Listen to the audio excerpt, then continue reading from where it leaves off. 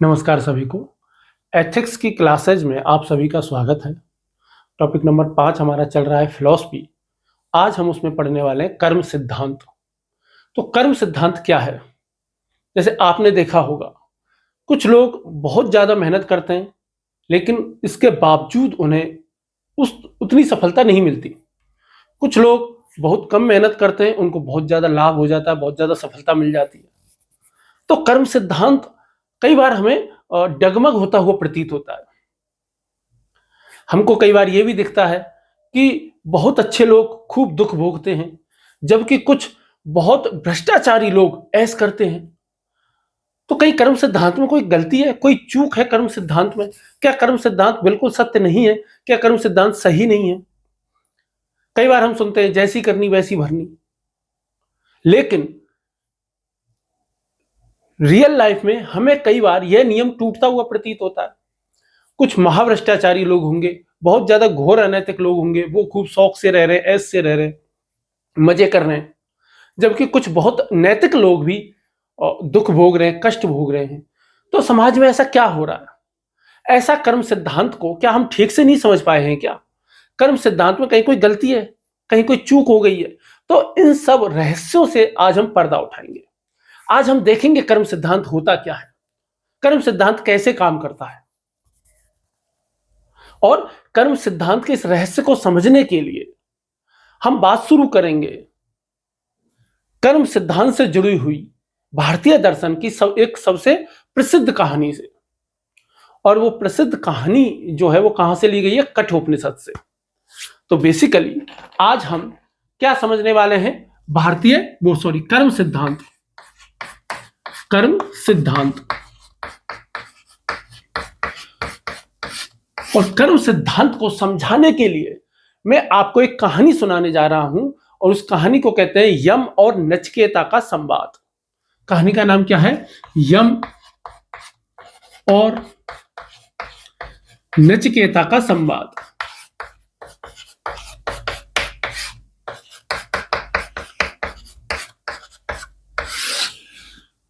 तो बेसिकली ये कहानी क्या है वो हम समझ लेते हैं। तो ये कहानी जो ली गई है वो कहां से ली गई है? कठोपनिषद से ली गई है। इसमें उपनिषद जोड़ देंगे तो ये क्या हो जाएगा? कठोपनिषद। कठोपनिषद से ली गई है। जो ये कठोपनिषद है हमारा, यह शुक्ल यजुर्वेद का हिस्सा है। किसका हिस्सा है? शुक्ल यजुर्वेद का। अब आप पूछोगे कि शुक्ल यजुर्वेद क्या होता है? शुक्ल यजुर्वेद, शुक्ल यजुर्वेद क्या होता है आपका? जो यजुर्वेद जो हमारा वेद है उसके दो भाग हैं। यजुर्वेद जो हमारा वेद है इसके दो भाग हैं। एक का नाम है शुक्ल यजुर्वेद और दूसरे का नाम है कृष्ण यजुर्वेद। तो जो हमारा कठ उपनिषद है किसका हिस्सा है? कृष्ण यजुर्वेद का। यदि मैंने पहले शुक्ल बोल दिया है तो उसके लिए सॉरी। किसका है? कृष्ण यजुर्वेद का हिस्सा है।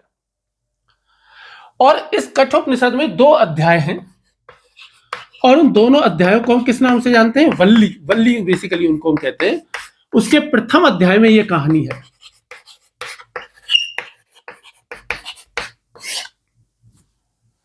चलिए कहानी शुरू करते हैं। एक ऋषि हैं जिनका नाम है बाजश्रवा। वो एक यज्ञ कर रहे हैं, और उस यज्ञ का नाम है विश्वजित। क्या है यज्ञ का नाम? विश्वजित। जीत नहीं है, जित है, जित ही है ना। विश्वजित नाम का एक क्या कर रहे हैं? यज्ञ कर रहे हैं। और कौन कर रहे हैं? बाजश्रवा नाम के एक ऋषि हैं। बाजश्रवा नाम के एक ऋषि एक यज्ञ कर रहे हैं, जिस यज्ञ का नाम क्या है? विश्वजित। विश्वजित उस यज्ञ का नाम है। यह यज्ञ बेसिकली किस लिए किया जाता है? मोक्ष की प्राप्ति के लिए किया जाता है। इस यज्ञ का उद्देश्य होता है। लेकिन यह यज्ञ किया क्यों जाता है? मतलब इस यज्ञ में करते क्या है? इस यज्ञ में अपनी सारी संपत्ति दान करनी होती है। तो यज्ञ किया। इनका एक सुपुत्र था, और सुपुत्र का नाम क्या है? नचिकेता। उस पुत्र का नाम क्या है? नचिकेता। अब पिताजी यज्ञ कर रहे हैं, बेटा देख रहा है। अब क्या हुआ, यज्ञ के बाद जब वो अपनी संपत्ति दान देने लगे, तो आपको पता है कि उस समय संपत्ति का मुख्य आधार क्या था? गोधन था। उस समय संपत्ति का मुख्य आधार किसको माना जाता था? गोधन को, यानी कि गायों को। तो नचिकेता ने देखा कि उसके पिताजी गायें दान तो कर रहे हैं, लेकिन जो बूढ़ी गाय हैं, जो कमजोर गाय हैं, जो निर्बल हैं, केवल उन्हीं गायों को दान कर रहे हैं। बाकी गाय जो है वो उन्होंने छिपा दी है, ताकि किसी को पता ना लगे कि वो उनकी संपत्ति है।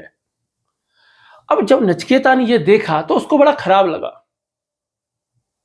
उसको बात पसंद नहीं आई कि यार ये पिताजी पता नहीं क्या कर रहे हैं, ऐसा क्यों कर रहे हैं।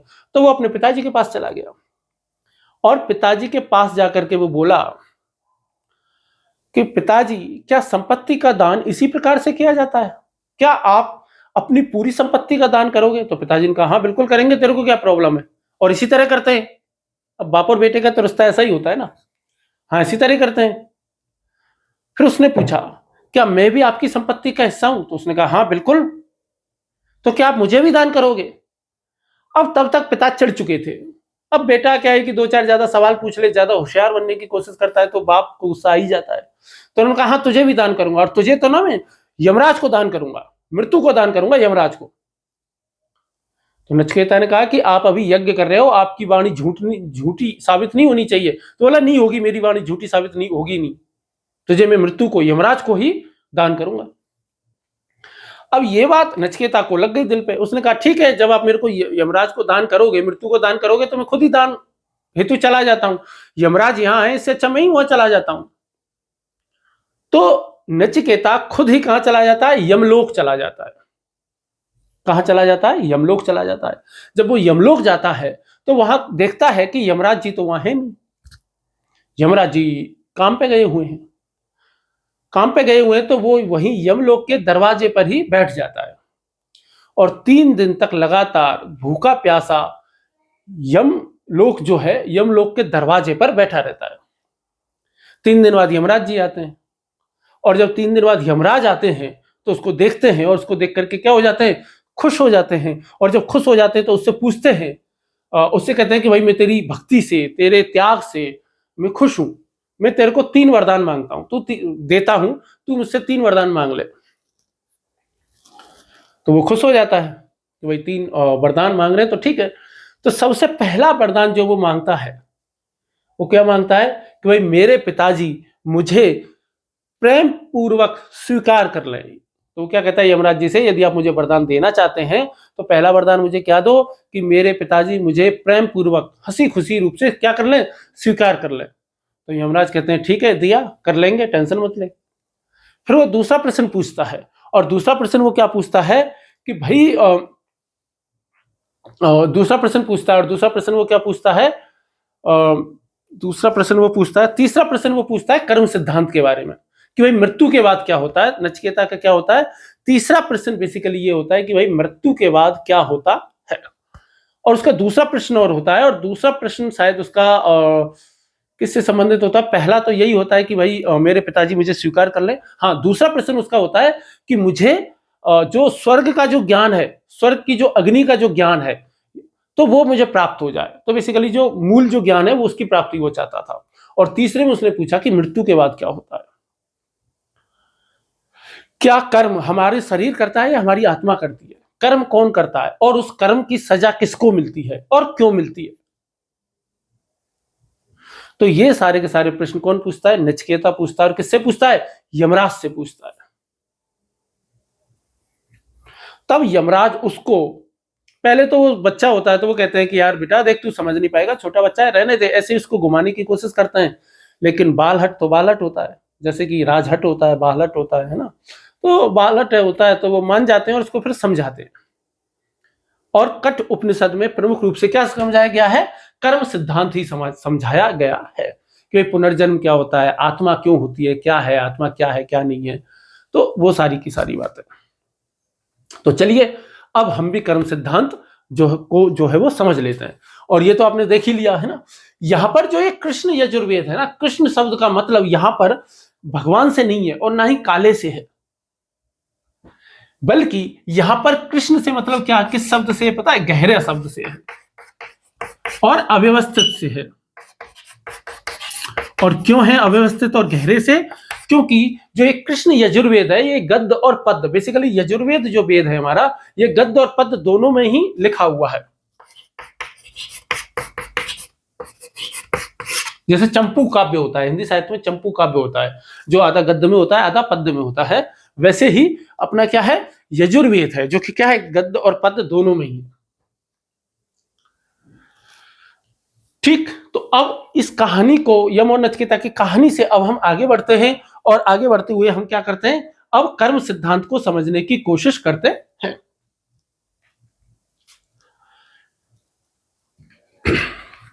तो कर्म सिद्धांत में सबसे पहले तो शाब्दिक अर्थ देखेंगे। तो कर्म सिद्धांत, तो कर्म जो शब्द है ये किससे बना है, क्रय धातु से बना है। किससे बना है, क्रय धातु से बना है, और जिसका मतलब क्या होता है, करना। जिसका मतलब क्या होता है, करना, जिसका मतलब होता है। अब वेदों में, मैंने आपको कल भी बताया था कि वेदों में कुछ नैतिक नियम दिए गए हैं, वेदों और उपनिषदों के कुछ कॉमन नैतिक नियम है, जिनमें कर्म सिद्धांत है, पुरुषार्थ है, ठीक है, तो ये सब है। तो उनमें हम कर्म सिद्धांत देख रहे थे। तो ये क्या है, वेदों की, तो पहले तो क्रय धातु से बना है, ये मैं लिख देता हूं, क्रय धातु से बना है, और जिसका मतलब क्या होता है, करना। वेदों के जो कुछ प्रमुख नैतिक नियम है, और साथ में वेदों और उपनिषदों में जो कुछ प्रमुख नैतिक नियम है, उन्हीं नैतिक नियमों में से एक नियम क्या है, कर्म सिद्धांत है। कर्म सिद्धांत क्या कहता है कि व्यक्ति अपने भाग्य का निर्माता है, व्यक्ति जो भी कर्म करता है उसको फल मिलता है। लेकिन हम देखते हैं कि कई बार फल नहीं मिलता है, तो ये सब सवाल हम देखेंगे अभी। तो वेदों में कर्म को और उपनिषदों में कर्म को कैसे प्रस्तुत किया गया है, एक नैतिक नियम के तौर पे। तो कर्म सिद्धांत क्या है, एक नैतिक नियम है। क्या है, एक नैतिक नियम है। अब ये नैतिक नियम काम कैसे करता है, यह नैतिक नियम प्रमुख रूप से, जिसको हम कहते हैं, तो आप ये कह सकते हो कि नैतिकता के क्षेत्र में कारण कार्य नियम को ही, नैतिकता के क्षेत्र में कारण कार्य नियम को ही कर्म सिद्धांत कहते हैं। कारण कार्य नियम को ही हम क्या कहते हैं, कर्म सिद्धांत कहते हैं। दोबारा से सुन लीजिए, नैतिकता के क्षेत्र में कारण कार्य नियम को ही कर्म सिद्धांत कहते हैं। अब सवाल आता है हमारे यहां, हमारे सामने, कि कारण कार्य नियम क्या होता है। कारण कार्य नियम क्या होता है, यह नियम यह कहता है कि प्रत्येक कार्य के पीछे एक कारण अवश्य होता है। प्रत्येक कारण एक कार्य को पैदा करता है, और प्रत्येक कार्य अपने आप में क्या होता है, एक कारण होता है, या एक कारण को पैदा करता है। कोई भी कार्य इस संसार में बिना कारण के नहीं होता। यह कौन कहता है, कारण कार्य नियम कहता है। और कारण कार्य यानी कि कोई भी कारण की जो होगा कार्य को पैदा करेगा। जैसे भूख कारण है, खाना कार्य है, खाना कार्य है, ऊर्जा, ऊर्जा क्या है, खाना कारण है, ऊर्जा क्या है, कार्य है। भाई ऊर्जा, खाने से ऊर्जा मिली, ऊर्जा से फिर आप कुछ ना कुछ करोगे ही। तो ऐसे ही चलता ही रहता है, ये नियम चलता ही रहता है। जैसे कि मानव की तौर पे कहे कि भाई मानव का या समस्त जो सजीव हैं उनका क्या कारण है, उसका संसार में होने का क्या कारण है, तो उनका एक कारण क्या दिया जाता है कि हम इस संसार में इसलिए हैं, हमारा एक कारण इसलिए है ताकि हम प्रकृति को आगे बढ़ा सके। हमारा योगदान केवल इतना है, हम सभी जीवों का, जितने भी सजीव हैं, हम इस संसार में आएंगे, अपनी प्रजाति की संख्या को आगे बढ़ाएंगे, वंश को आगे बढ़ाएंगे, वंश वृद्धि करेंगे, संतान उत्पत्ति करेंगे, और एक समय बाद खत्म हो जाएंगे। और वो उसी प्रकार ये क्रम, ये जो चक्र है, ये चलता रहेगा। कारण कार्य नियम कैसा है, दार्शनिक नियम तो है ही है, साथ ही साथ ये कैसा नियम है, वैज्ञानिक नियम भी है। आपको कई बार यह देखने को मिलेगा, दर्शन पढ़ते समय विज्ञान के, साइंस के कई सारे नियम दर्शन में लगभग वैसे ही हैं, और यहां पर भी है कारण कार्य नियम। और दर्शन में तो कारण कार्य नियम है ही कि भाई प्रत्येक कार्य के पीछे क्या होता है, कारण होता है। प्रत्येक घटना, प्रत्येक कार्य के पीछे क्या होगा, कोई ना कोई कारण होता है। अर्थात इस जगत में कोई भी घटना अकारण नहीं घटती, कोई भी चीज, कोई भी कार्य बिना कारण के नहीं होता। इस बात को न्याय दर्शन कैसे कहता है?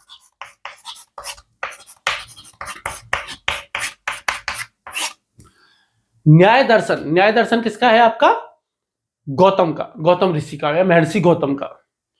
न्याय दर्शन यह कहता है कि भाई प्रत्येक घटना के पीछे एक अदृष्ट कारक होता है। अदृष्ट कारक या कारण, अदृष्ट कारण होता है। प्रत्येक घटना के पीछे क्या होता है? अदृष्ट कारण होता है। इसी बात को न्यूटन कैसे कहता है? तो न्यूटन इस बात को क्या कहता है? न्यूटन के गति के जो 3 नियम यदि आपने पढ़े होंगे,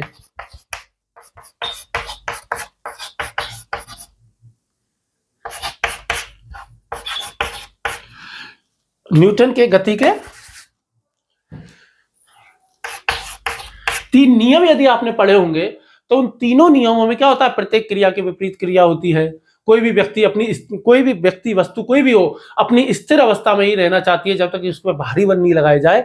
यानी कि वो भी ये बता रहा होता है कि भाई कारण कार्य नियम है, कोई भी कार्य हो रहा है तो उसके पीछे कोई ना कोई कारण है।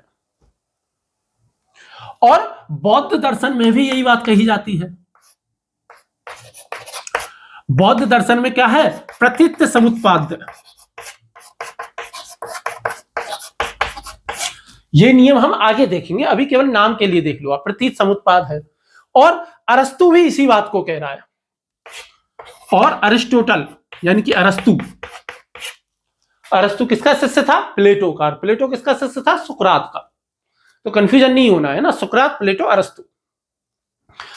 अरस्तु ने कारण कार्य नियम में जो कारण जो बताए ना, वो 4 कारण बताए कि प्रत्येक कार्य के पीछे 4 कारण होते हैं। अब 4 कारण विस्तार में जान करके आपको कोई बहुत ज्यादा विशेष लाभ उसको है नहीं, फिर भी भौतिक, उपादान, औद्योगिक और अंतिम कारण, ऐसे करके 4 होता है। तो ये क्या है? ये आपका क्या है? कारण कार्य नियम है कि प्रत्येक कार्य के पीछे कोई ना कोई कारण होगा। अब नेक्स्ट चीज आती है। अब नेक्स्ट में जो मॉडर्न जो फिजिक्स है, मॉडर्न फिजिक्स को हम किस नाम से जानते हैं? क्वांटम फिजिक्स या क्वांटम भौतिकी। अब जब क्वांटम भौतिकी में कई सारे प्रयोग जो किए गए, हाइजेनबर्ग का अनिश्चितता का सिद्धांत हो गया, श्रोडिंगर की बिल्ली वाला सिद्धांत हो गया, या जो डुअलिटी वाला जो सिद्धांत हो गया, डुअलिटी वाला जो कॉन्सेप्ट हो गया कि भाई कोई भी जो पार्टिकल है वो क्या दिखाता है? डुअलिटी दिखाता है, या स्ट्रिंग थ्योरी जो हो गई, ये सब ये बताते हैं। कई बार ये बताती है क्वांटम फिजिक्स, ये कहती है कि भाई हमेशा हर कार्य के पीछे कारण हो ऐसा जरूरी नहीं है। वो ये बताती है कि कुछ घटनाएं प्रयोगों द्वारा साबित हुई हैं कि कुछ घटनाएं रैंडम भी होती हैं। कुछ घटनाएं कैसी होती हैं? रैंडम भी होती हैं। और ये कौन बता रहा है? क्वांटम फिजिक्स बता रहा है कि कुछ घटनाएं रैंडम भी होती हैं। और चूंकि कुछ घटनाएं रैंडम होती हैं, जिससे यह प्रतीत होता है कि जो कारण कार्य नियम है यह सार्वभौमिक नहीं है, यूनिवर्सल लॉ नहीं है। अब क्वांटम फिजिक्स इसको क्या कहेगा कि ये यूनिवर्सल लॉ नहीं है। ऐसे ही संसार में आपको कुछ कार्य ऐसे दिखाई देते होंगे जिनके पीछे कारण नहीं पता, कारण दिखता नहीं है। कारण, और जिस कार्य के पीछे कारण नहीं दिखे, आम भाषा में उसी को हम क्या कह देते हैं? चमत्कार कह देते हैं।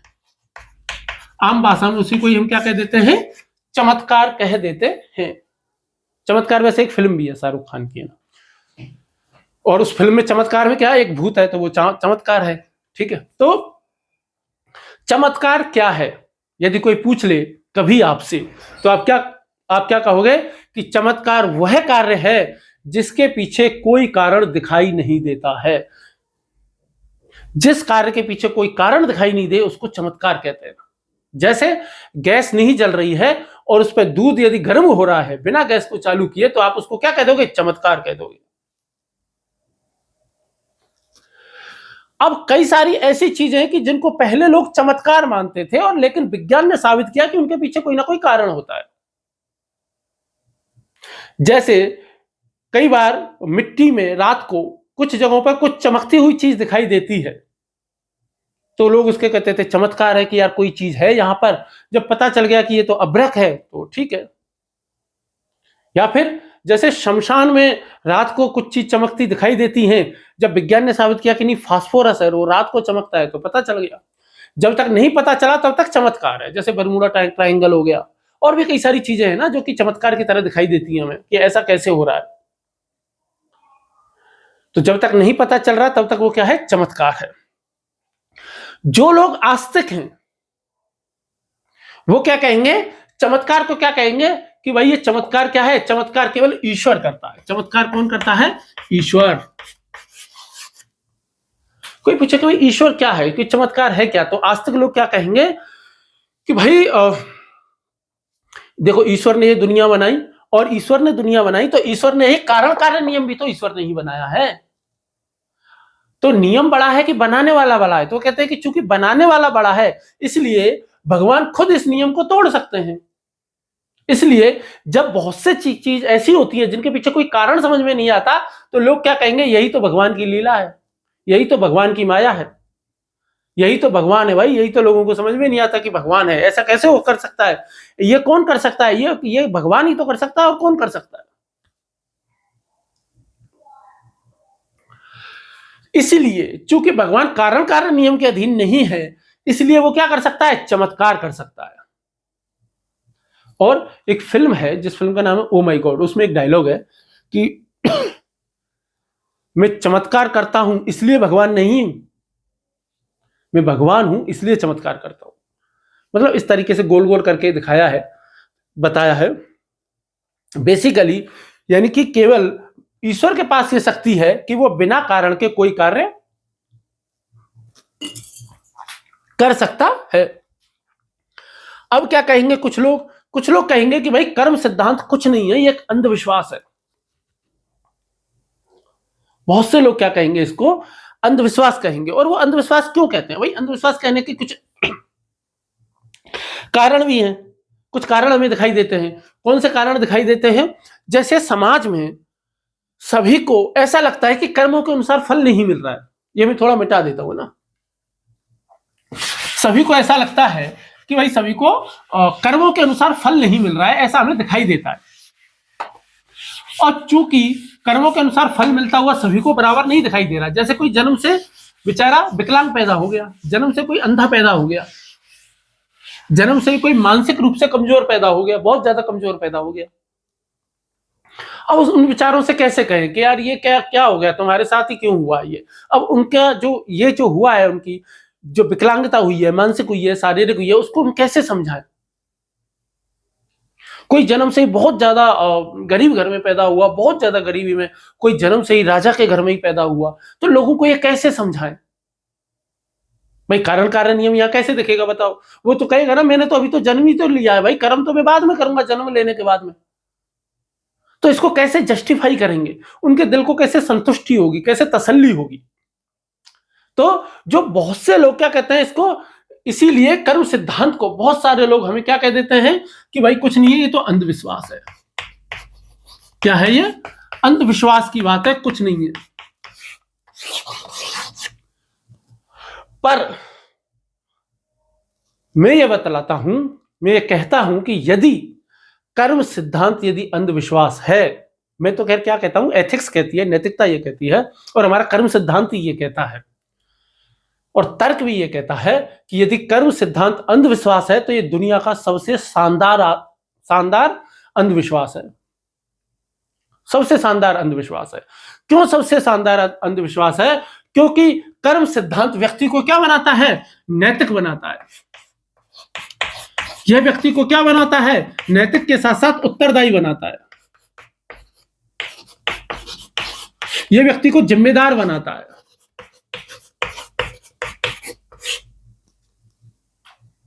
और सबसे बड़ी बात, ईमानदार को व्यक्ति को नैतिक बनाता है।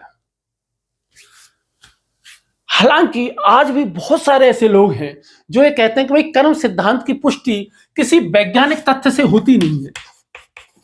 कोई भी वैज्ञानिक तथ्य अभी तक ऐसा नहीं मिला है जिससे कर्म सिद्धांत की पुष्टि होती हो। बिल्कुल सही बात है, अभी तक नहीं मिला है, हम भी मानते हैं नहीं मिला है। अब इसको दर्शन वाले लोग कहते हैं कि तो भाई नहीं मिला है यदि, तो ये हमारी कमी नहीं है, विज्ञान की कमी है। वो कहते हैं कि विज्ञान अपनी अभी शिशु अवस्था में है, बाल्यावस्था में चल रहा है, अभी तुम खोजें करो और जानो, हमने तो बहुत कुछ जान लिया। दर्शन ये कहती है, दर्शन का ये तर्क है, अभी विज्ञान तुम्हें तो बहुत कुछ जानना है, तो तुम खोजो वैज्ञानिक प्रमाण, इसको असफल भी कर करके दिखाओ। अब जब हमें जो ये वैज्ञानिक जो ये कर्म सिद्धांत है, हमें कई सारी जगह पे ये कैसा दिखता है, टूटता हुआ दिखता है। और टूटता हुआ दिखता है तो मैंने आपको पहले ही बताया कि भाई जैसे विकलांग लोग हैं, जन्म से ही विकलांग हो गया, जन्म से ही गरीब से गरीब घर में पैदा हो गए बेचारे, जन्म से ही काले पैदा हो गए, जहां रंगभेद चलता था ऐसी जगह पे, और काले पैदा हो गए। तो अब वहीं पे समाज में भी ऐसा दिखता है, कोई एक दो कर्मचारी हैं, दो आईएएस अधिकारी हैं, जैसे एक अशोक खेमका साहब को ले लो, बिल्कुल इतने ईमानदार व्यक्ति हैं कि पूछो ना, लेकिन क्या उनको जीवन में बहुत ज्यादा प्रमोशन मिले? नहीं। क्या उनको अच्छे अच्छे पद मिले? नहीं। क्या उनको उतना मान सम्मान मिला जिसके वो हकदार थे? नहीं। वहीं बहुत सारे ऐसे रिश्वतखोर भ्रष्टाचारी अधिकारी हैं जिनको बहुत अच्छे अच्छे प्रमोशन मिले, बहुत शानदार शानदार पोस्टिंगें मिली, और कभी भी प्रताड़ित नहीं हुए सरकार के द्वारा, किसी भी सरकार के द्वारा। तो महाभ्रष्टाचारी ऐसा कर रहे हैं, महारिश्वतखोर लोग ऐसा कर रहे हैं। जैसे हरियाणा का एक केस था, हरियाणा में किसी टीनेज लड़की के साथ, 1990 के दशक की बात है, किसी बड़े पुलिस अधिकारी ने, शायद वो आईएएस ही था या पीसीएस था, आईएएस था शायद, वो आईपीएस सॉरी, तो उसने उसके साथ गलत काम कर दिया अपने ही ऑफिस में। 90 के दशक की बात मैं कर रहा हूं। उसने उसके पूरे परिवार को खत्म कर दिया, लड़की के पूरे परिवार को। उन्होंने केस वेस लड़ा, पूरे परिवार को खत्म कर दिया। उन्होंने जीवन भर शानदार पोस्टिंगें प्राप्त की, जीवन भर मजे किए, ऐश किए, और कोर्ट में अंत तक साबित नहीं हो पाया, और साबित हुआ भी तो शायद कोई 6 महीने की सजा हुई थी बस। और जबकि उसने पूरे परिवार को नष्ट कर दिया। कभी वो केस पढ़ोगे तो आपकी आंखों से आंसू आ जाएंगे, रोना आ जाएगा। और ऐसे बहुत सारी चीजें दिखाई देती हैं। जैसे वर्तमान में जैसे एक फिल्म चल रही है छावा, जिस फिल्म का नाम है ना संभाजी महाराज की, तो उसको भी देख करके ऐसा लगता है कि बेचारा उनका कोई अपराध नहीं था तो उनको इतने ही दंड मिले, इतना दुख उनको भोगना पड़ा। तो कई बार कर्म सिद्धांत टूटता हुआ हमको क्या दिखता है, प्रतीत होता है। जब टूटता हुआ प्रतीत होता है तो दर्शन से सवाल पूछा जाता है कि भाई तुम्हारा कर्म सिद्धांत तो टूट रहा है, ऐसा कैसे हो रहा है कि अनैतिक व्यक्ति मजे कर रहा है और नैतिक व्यक्ति सजा भुगत रहा है, ऐसा क्यों हो रहा है? तो इसका उत्तर अलग अलग दार्शनिक विचारधाराओं में अलग अलग तरीके से मिलता है।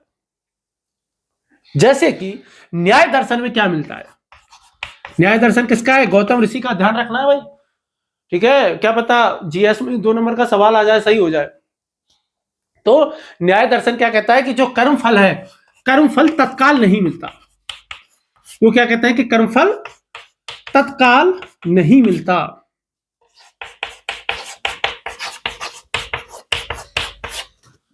ये कौन कह रहा है? न्याय दर्शन कह रहा है। और न्याय दर्शन क्या कह रहा है कि ये कब मिलेगा? या तो भविष्य में मिलेगा, और भविष्य में भी नहीं मिला तो कब मिलेगा? ये अगले जन्म में, पुनर्जन्म में मिलेगा, अगले जन्म में। यानी कि कर्म सिद्धांत की पुष्टि के लिए, कर्म सिद्धांत जो टूटता हुआ दिखाई दे रहा है उसको सही साबित करने के लिए न्याय दर्शन ने कौन सी अवधारणा दे दी? पुनर्जन्म की अवधारणा दे दी कि भाई दोबारा से जन्म होता है।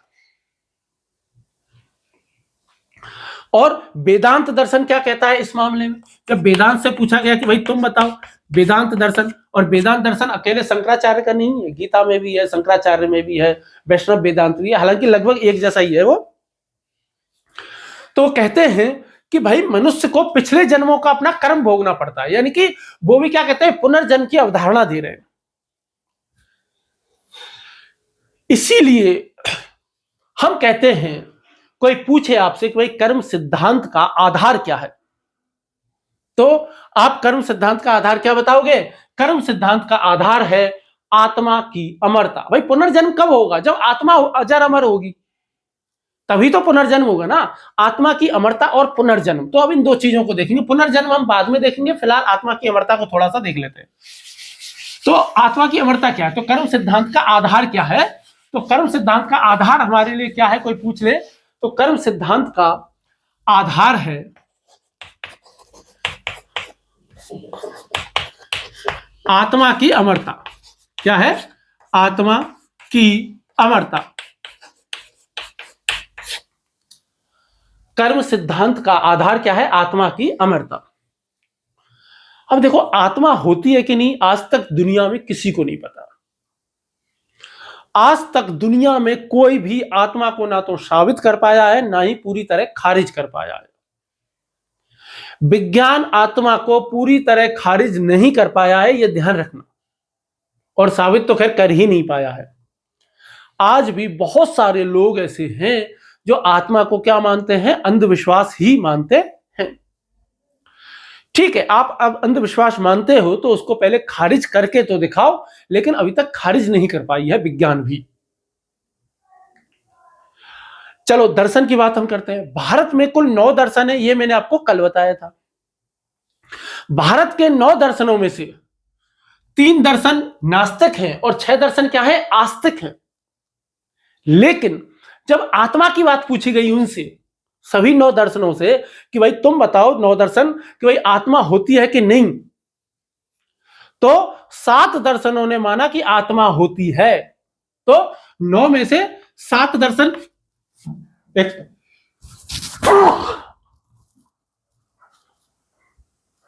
सॉरी, 9 में से 7 दर्शन क्या मानते हैं? आत्मा होती है। एक सेकंड देना है ना।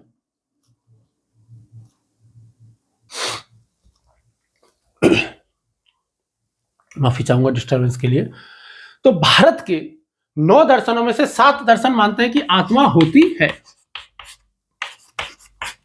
केवल 2 ही दर्शन ऐसे हैं भारत में जो मानते हैं कि आत्मा नहीं होती है। उनमें से एक है बौद्ध दर्शन, यानी कि गौतम बुद्ध साहब मानते हैं कि आत्मा नहीं होती, और चारवाक तो खैर मानते ही नहीं। चारवाक तो किसी भी चीज को नहीं मानते। बौद्ध दर्शन मानता है कि आत्मा नहीं होती लेकिन पुनर्जन्म होता है।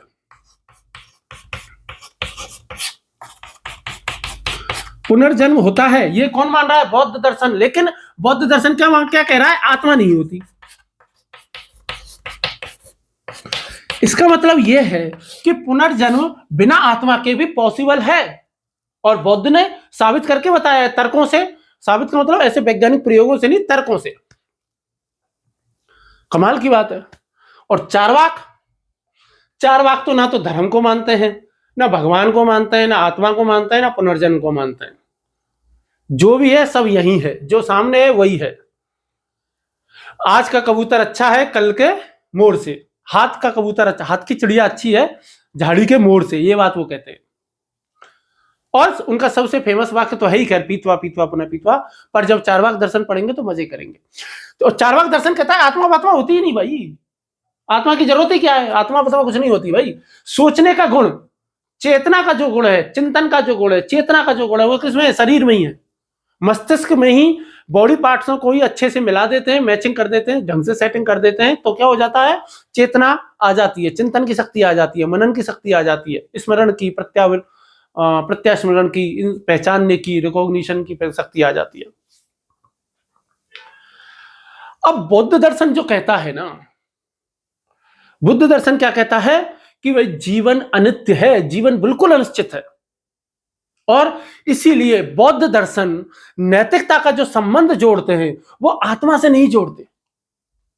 वो किससे जोड़ते हैं? आत्मिक शुद्धि से कहते हैं। वो कहते हैं कि भाई नैतिक कार्य तो करना ही चाहिए, यही तो आपकी आंतरिक शुद्धि है।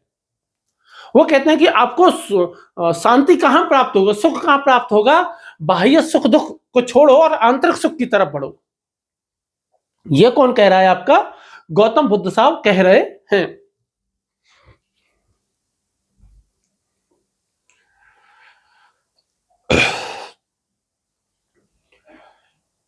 और इसीलिए वो ये कहते हैं कि जो कर्म सिद्धांत है उसको जो है वो उसका खंडन नहीं किया जा सकता, क्योंकि कर्म सिद्धांत केवल एक जीवन तक सीमित नहीं है। केवल एक जीवन तक सीमित नहीं है। क्या? कर्म सिद्धांत यह हमारे साथ कई जन्मों तक चलता है। और इसको क्या माना जाता है? दीर्घकालिक प्रक्रिया माना जाता है। अब बहुत सारे ऐसे दार्शनिक हैं जिन्होंने क्या किया है कि भाई वो कह रहे हैं कि भाई नैतिकता को तुम जो नैतिक हम कह रहे हैं कि भाई कर्म सिद्धांत का आधार नैतिकता भी है, नैतिक होना चाहिए, तो नैतिकता को कर्म सिद्धांत से जोड़ते ही क्यों? नैतिकता अपने आप में साधन नहीं है, बल्कि वो अपने आप में साध्य है। और ये बात कांट कह रहा है, यही बात सुकरात कह रहा है, यही बात गांधी जी कह रहे हैं, यही बात अरस्तु कह रहा है, यही बात विवेकानंद जी भी यही बात कह रहे हैं कि भाई नैतिकता कोई साधन थोड़ी है, नैतिकता तो अपने आप में साध्य है, व्यक्ति को नैतिक कार्य ही करने चाहिए। ये नहीं है कि अच्छे कर्मों का क्योंकि अच्छा फल हमें मिलेगा इसलिए अच्छे कार्य करने चाहिए, इसलिए नैतिक कार्य करने चाहिए क्योंकि इनका फल मिलेगा, नहीं। वो तो ये कह रहे हैं कि आपको नैतिक कार्य इसलिए करने चाहिए क्योंकि यही करने हैं, बुरे काम तो करने ही नहीं है, केवल नैतिक काम ही करने हैं आपको। ये अपने आप में साध्य है, साधन नहीं है। ऐसा नहीं है कि अच्छे काम करोगे तो फल मिलेगा, नहीं। बात समझ में आ रही है आपकी जो मैं बात कह रहा हूं? और एक बात हमेशा ध्यान रखो, दर्शन ये भी कहता है कि कर्म फल जो होते हैं, कर्म फल केवल एक व्यक्ति तक सीमित नहीं होता, बल्कि परिवार, समाज और यहां तक कि आने वाली पीढ़ियों को भी प्रभावित करते हैं। यह बात किस में कही गई है? कर्म सिद्धांत में कही गई है कि कर्म फल केवल व्यक्ति तक सीमित नहीं है, एक व्यक्ति पर, बल्कि कर्म फल उसके परिवार को भी भोगना पड़ता है, कर्म फल समाज को भी भोगना पड़ता है, और यहां तक कि कर्म फल आगे आने वाली पीढ़ियों को भी भुगतना पड़ता है। एक उदाहरण देखिए, यदि कोई व्यक्ति अनैतिक कर्म करता है, मान लो कि आप आईएएस अधिकारी हो, कुर्सी पे बैठे हो, कोई भी सरकारी कर्मचारी हो, आप तो आईएएस अधिकारी बनोगे खैर, और आप कुर्सी पे बैठे हो और आपने मान लो कि कोई बहुत ज्यादा अनैतिक काम कर दिया, ऐसा अनैतिक काम कर दिया कि आपको आपकी नौकरी चली गई, आपको जेल हो गई, और आपके पीछे आप पर आपका पूरा परिवार आश्रित था, आपके 2 बच्चे थे, आपकी बीवी है, और आपकी बीवी इतनी सक्षम नहीं है कि वो खुद अपने पैरों पर खड़ी हो सके, और आपके बुजुर्ग मां बाप हैं, वो सब आपके ऊपर आश्रित थे, लेकिन आपने एक अनैतिक काम किया और आपके उस एक अनैतिक कर्म की सजा आपको तो मिली मिली, आपके पूरे परिवार भी उस सजा को भुगतेगा, और ना केवल आपका परिवार भुगतेगा, आपके पूरे खानदान को भी कहीं ना कहीं सुनना पड़ेगा, अच्छा तुम्हारे उसी परिवार से हो क्या जिसने वैसा काम किया था। उस पूरे खानदान को तो छोड़ो, जो जिस समाज में वो रहता होगा, जिस कॉलोनी गली मोहल्ले में रहता होगा, उसको भी ये बात सुननी पड़ेगी, और यहां तक कि आगे आने वाली पीढ़ियों को भी सुनना पड़ेगा। जैसे एक फिल्म आपने देखी होगी, दीवार फिल्म, जिसमें अमिताभ बच्चन के हाथ में लिख दिया जाता है मेरा बाप चोर है, तो बाप के कर्मों की सजा, हालांकि उसके बाप ने कोई ऐसा बुरा कर्म नहीं किया था पिक्चर के हिसाब से, लेकिन उसके बच्चों को भुगतना पड़ता है, और ये तो हमें दिखता ही है, कितनी बार दिखाई देता है। अब देखिए क्या है, जो हमारा सनातन संस्कृति है उसमें पितृ की बात हम कही जाती है, और ये वंशानुगत कर्म का विचार भी कहा जाता है, और ये कहा जाता है कि परिवार के कर्मों का प्रभाव संतान पर पड़ता है। आपने रामायण पढ़ी होगी, महाभारत पढ़ी होगी, उसकी कहानियां सुनी होंगी, टीवी पे देखा होगा, गरुड़ पुराण में भी ये दिखाता है, इसका उल्लेख मिलता है,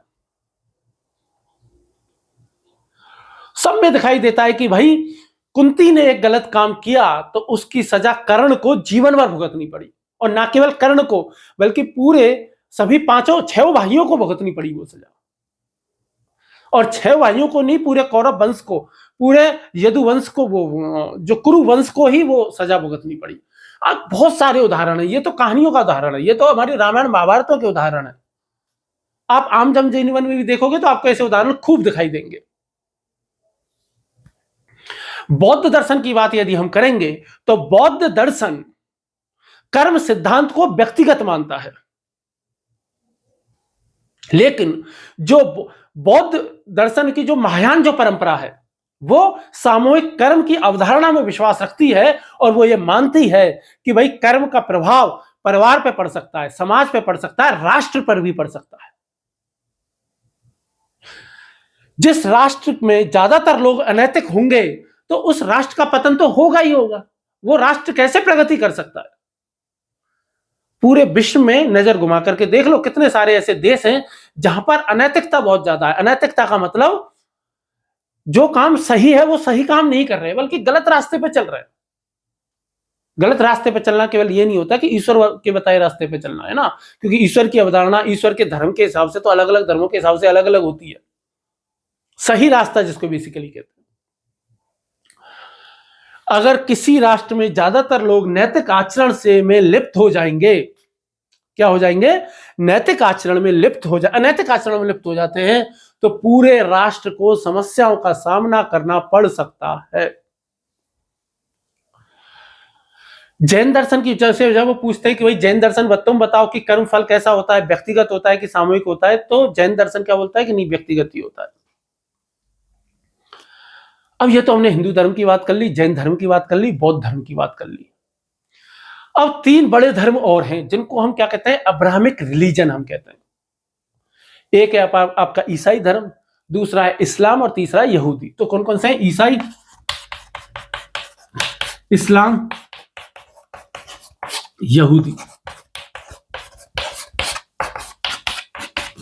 इन तीनों ही धर्मों को हम अब्राहमिक रिलीजन कहते हैं, क्योंकि इनका जो मूल जो ओरिजिनल है वो एक ही जगह से है।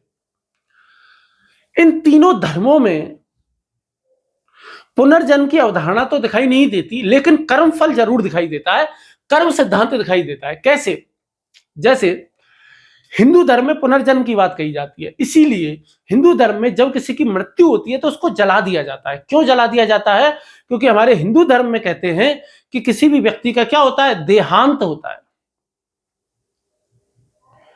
देह का अंत होता है, यानी कि जो शरीर है इसका अंत हो जाता है, बॉडी रह जाती है, वो आत्मा रह जाती है। आत्मा नहीं मरती, आत्मा अजर अमर है। क्योंकि शरीर जल जाता है तो ये किसी काम का नहीं रही, इसलिए इसको जला देते हैं, इसलिए कहते हैं देहांत। यदि हिंदू धर्म का कोई व्यक्ति है, उसके लिए यदि कोई आरआईपी कहे तो वो मूर्ख आदमी है। यदि कोई कहे कि भाई वो एक्सपायर हो गए तो वो मूर्ख आदमी है। यदि वो कह रहा है कि ऑफ हो गए तो वो महामूर्ख आदमी है। इस तरीके के अंग्रेज बनने की कोशिश में लोग कुछ भी बोलते और अपनी मूर्खता का प्रदर्शन करते। आरआईपी कहा जाएगा किसके लिए? इन तीनों धर्मों के लिए, क्योंकि आरआईपी का मतलब होता है रेस्ट इन पीस।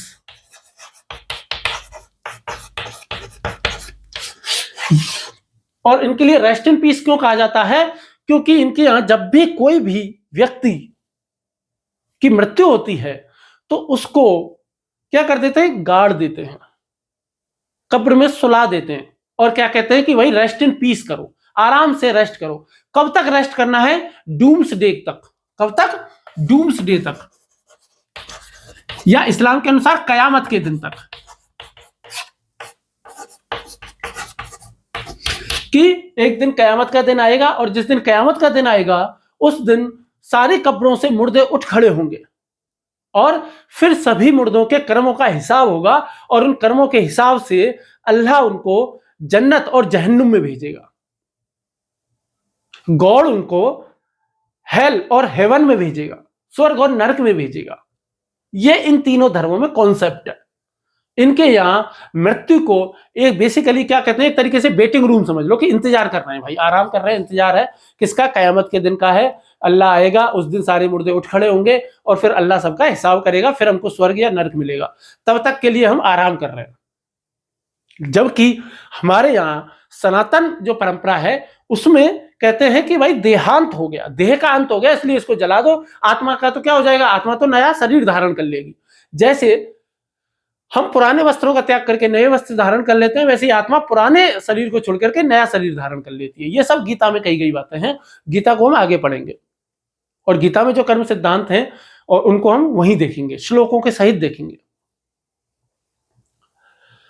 ठीक है। मनोविज्ञान और समाजशास्त्र, दोबारा ध्यान से सुनना, मनोविज्ञान और समाजशास्त्र दोनों ये मानते हैं कि माता पिता के कर्मों का प्रभाव, माता पिता की आदतों का प्रभाव संतान पर पड़ता है। आदत क्या है? आपके कर्म ही है। आनुवंशिक बीमारियां हो गई, आर्थिक स्थिति हो गई, पारिवारिक संस्कार हो गए, पारिवारिक मूल्य प्रणाली हो गई, परिवार के मूल्य हो गए, ये एक पीढ़ी से दूसरी पीढ़ी को स्थानांतरित होते हैं। यहां तक कि मनोविज्ञान तो ये कहता है कि यदि किसी को भावनात्मक ट्रॉमा जो लग जाता है ना, भावनात्मक आघात, ट्रॉमा किसी के हो जाता है, ट्रॉमा भी पीढ़ियों में स्थानांतरित हो सकते हैं। यानी कि बाप को ट्रॉमा है तो संतान को भी हो सकता है, बेटे को भी हो सकता है। और मनोविज्ञान में जब व्यक्तित्व की परिभाषा आती है तो व्यक्तित्व की परिभाषा मनोविज्ञान के अंतर्गत क्या है कि व्यक्तित्व क्या है? व्यक्तित्व वंशानुक्रम और पर्यावरण का गुणज है। व्यक्तित्व क्या है? वंशानुक्रम और पर्यावरण का गुणज है। इसका मतलब वंशानुक्रम यानी कि वंश से कुछ मिल रहा है। ठीक, अब हमने जो कर्म सिद्धांत जो अभी तक पढ़ा है, इसको हमारे यहां वेदों में, चूंकि वेदों और उपनिषदों की बात हम यहां पे कर रहे हैं, तो कौन कौन से ऐसे श्लोक हैं, ऐसी कौन कौन सी पंक्तियां हैं जिनसे हमें पता चलता है कि कर्म सिद्धांत भारतीय दर्शन में है। तो सबसे पहले हम ले लेंगे कौन से? यजुर्वेद से ही ले लेंगे, जिसमें कहा गया है कुर्वन्न में ही कर्माणु, यजुर्वेद, कुर्वन्न में ही कर्माणु जिजित विशेष, कर्माणु जिजित विशेष, जिजी विशेत शतय क्षमा, कुर्वन्न वे कर्माणि जिजी विशेत शतम क्षमा। यानी कि कर्म करते हुए 100 वर्षों तक जीने की इच्छा करनी चाहिए। यजुर्वेद में क्या कहा गया है? कर्म करते हुए 100 वर्षों तक जीने की इच्छा की जानी चाहिए। शुक्ल यजुर्वेद में भी कहा गया है क्या कि यथाय आत्मा पुनरागच्छति, यथाय आत्मा पुनरागच्छति, यथाय आत्मा पुनरागच्छति, यानी कि आत्मा का पुनरागमन होता है, यानी कि आत्मा का पुनर्जन्म होता है, आत्मा जन्म लेती है बार बार। अथर्ववेद 5वां मंडल है, पहला सूक्त है, दूसरा श्लोक है, और वो क्या कहता है? यथा कर्मा तथा भवति। ये सबसे इंपॉर्टेंट है भाई अथर्ववेद का, इसको लिख लो बस, ये सबसे सरल भी है। अथर्ववेद, यथा कर्मा तथा भवति, यानी कि जैसे कर्म करेंगे वैसा ही फल मिलेगा, जैसे कर्म करोगे वैसा ही फल मिलेगा। तो अथर्ववेद का ध्यान रख लेना, अथर्ववेद का, ठीक है। 5वां छोड़ो, इसको तो इतना देखने की जरूरत नहीं है आपको, ठीक है। तो यथा कर्म तथा भवति। तो अभी तक आप कर्म सिद्धांत समझ गए। अब मैं आपको आत्मा की अवधारणा समझ जाता हूं, क्योंकि कर्म सिद्धांत का आधार क्या है? आत्मा की अवधारणा। कर्म सिद्धांत का आधार क्या है? आत्मा की अवधारणा। तो आत्मा क्या होती है? एक आत्मा तो वो होती है जो कि हॉरर फिल्मों में आती है, पीछे पीछे घूमती रहती है, ठीक है, कभी अपने आप लाइट जला देती है, कभी अपने आप दरवाजा खोल देती है, ठीक है, कभी आपके म्यूजिक सिस्टम की आवाज बढ़ा देगी, टीवी में को खराब कर देगी। तो वो सब अलग अलग तरीके से दिखाते हैं, तो वो तो हॉरर फिल्म है, ठीक है। तो आत्मा क्या है? मैं रात को रिकॉर्डिंग और कर रहा हूं, डर तो नहीं लग रहा भाइयों?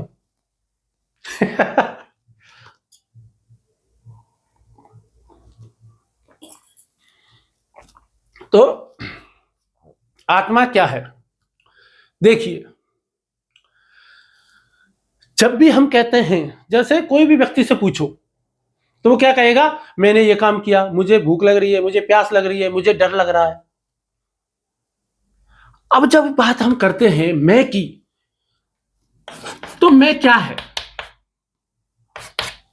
किसी भी व्यक्ति में 2 गुण दिखाई देते हैं भाई। मैं किससे बनता है? मैं बनता है भौतिक गुणों से और चेतन गुणों से। भाई भौतिक गुण कौन कौन से होंगे? लंबाई, मोटाई, रंग। तो ये सारे के सारे क्या हो गए? भौतिक गुण हो गए।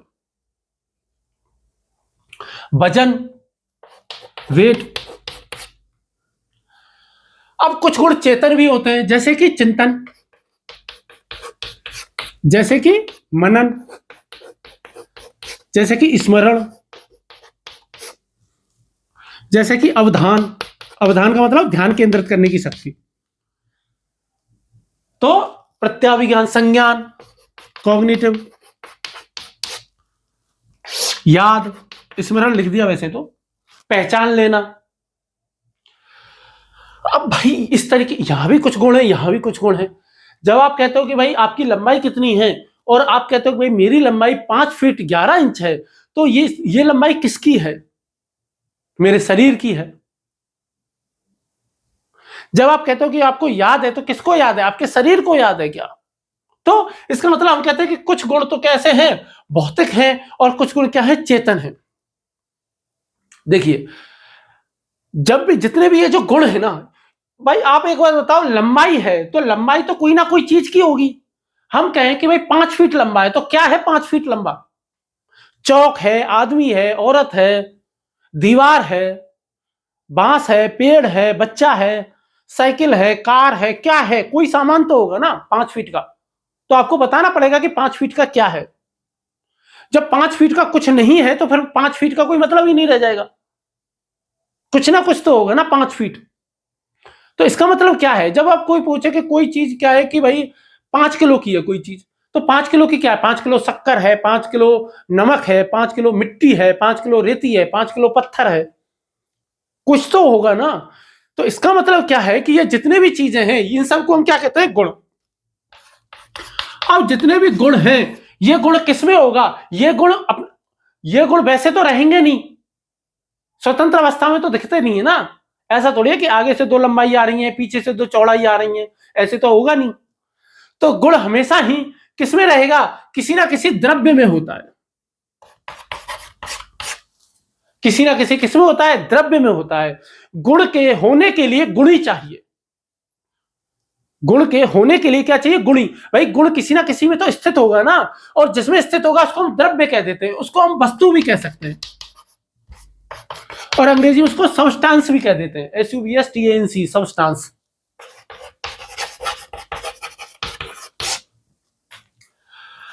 अब जब ये लोगों की बात समझ में आ गई, बात कि भाई जो गुण है, गुण के होने के लिए कोई गुणी चाहिए, कोई द्रव्य चाहिए, कोई वस्तु चाहिए, कोई अधिष्ठान चाहिए। कोई क्या चाहिए? अधिष्ठान चाहिए। तो ये बात आई कि भाई लंबाई किसमें होती है? शरीर में। मोटाई किसमें होती है? शरीर की। रंग किसका होता है? स्किन का। वजन किसका होता है? शरीर का। तो इसका मतलब क्या है कि जो चिंतन का गुण है, मनन का गुण है, स्मरण का गुण है, अवधान का गुण है, संज्ञान का है, याद करने का है, पहचानने का है, ये सब गुण में भी किसी ना किसी में तो स्थित ही होंगे। तो लोगों ने ये कहा कि ये सारे के सारे गुण जिस चीज में स्थित है, उसी उसी चीज का नाम क्या है? आत्मा है। ये सारे गुण जिसमें होते हैं, उसमें उसको ही हम क्या कहते हैं? आत्मा कहते हैं। और इसीलिए कौन सा शब्द कर दिया गया? आत्मा। और आत्मा को अंग्रेजी में क्या कहते हैं? सोल।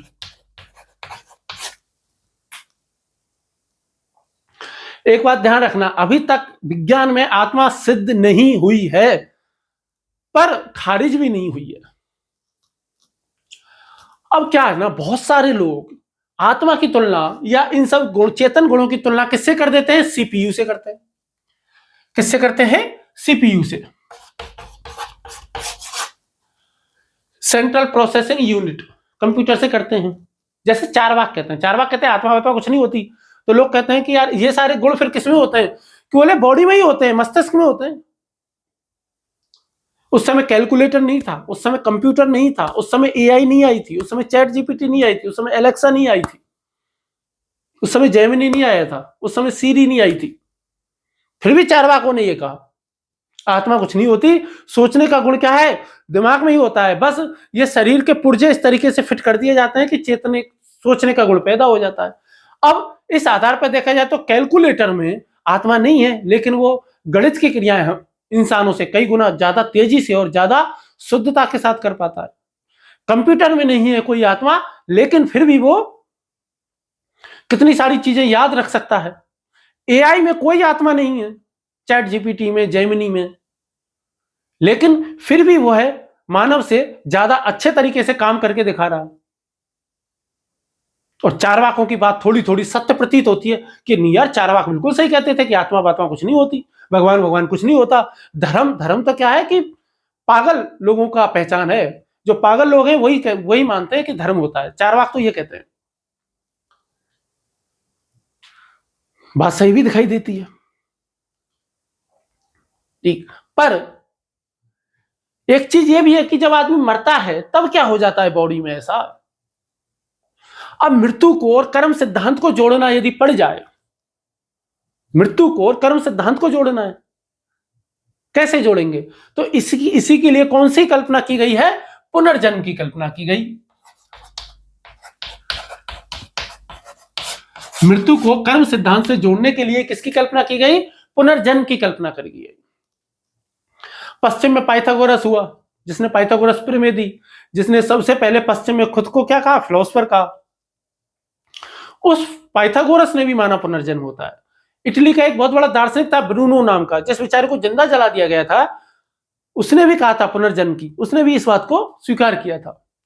इस्लाम का जो सूफी मत है वो भी पुनर्जन्म को स्वीकार करता है।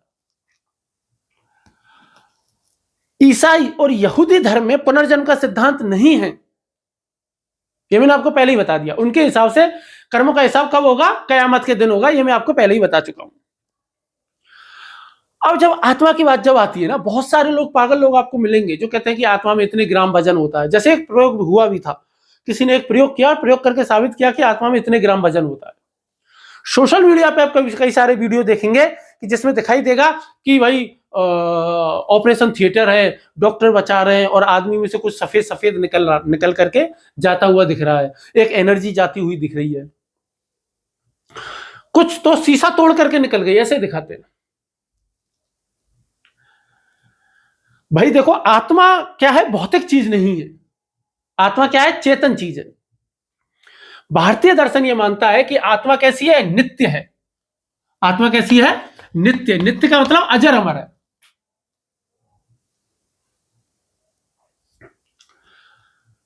और भारतीय दर्शन में ये कहते हैं कि जो कर्म है वो आत्मा से जुड़ जाते हैं, और इसीलिए जब तक कर्मों से मुक्ति नहीं मिलती तब तक आत्मा क्या होती है? जन्म बार बार लेती रहती है।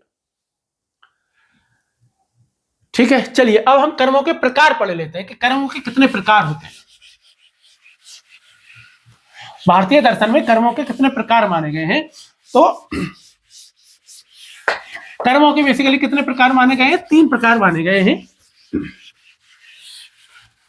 कहते हैं कि भाई 3 प्रकार के कर्म होते हैं। कर्म सिद्धांत के अनुसार कर्म कितने प्रकार के होते हैं? 3। पहले होते हैं संचित कर्म।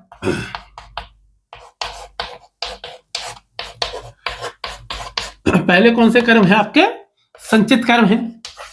दूसरे जो कर्म हैं उनको हम कहते हैं संचयमान कर्म। दूसरे कर्मों को हम क्या कह देते हैं? संचयमान कर्म। और तीसरे कर्मों को कहते हैं प्रारब्ध। संचयमान कर्म। और तीसरे प्रकार के कर्मों को हम क्या कहते हैं? प्रारब्ध। प्रारब्ध कर्म कहना चाहो तो कह लो, ऐसे प्रारब्ध अपने आप में पूर्ण है। अब देख लेते हैं सबसे पहले संचित कर्म क्या होते हैं। देखिए, भारतीय दर्शन में एक दर्शन और है जिसको कहते हैं सांख्य दर्शन, जिसके प्रणेता कपिल शर्मा है, कपिल देव है कि कपिल मुनि है? कपिल मुनि है। जिसके प्रणेता कौन है? कपिल मुनि है। सांख्य दर्शन वो ईश्वर को नहीं मानता है, लेकिन कर्म सिद्धांत को मानता है। लेकिन किसको मानता है? कर्म सिद्धांत को वो भी मानता है। तो संचित कर्म क्या है? तो वे कर्म जो पहले से एकत्रित है, वे कर्म जो पहले से एकत्रित हैं,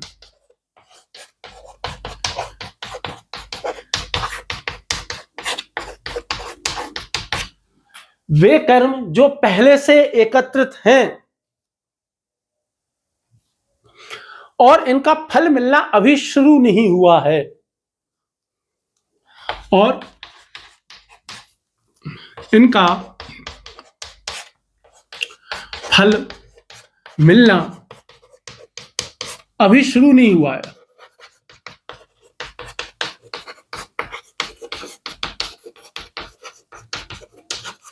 यानी कि ये आपके रखे हुए हैं, सेफ रखे हुए हैं, चित्रगुप्त के पास में आपके ये कर्म सेफ रखे हुए हैं।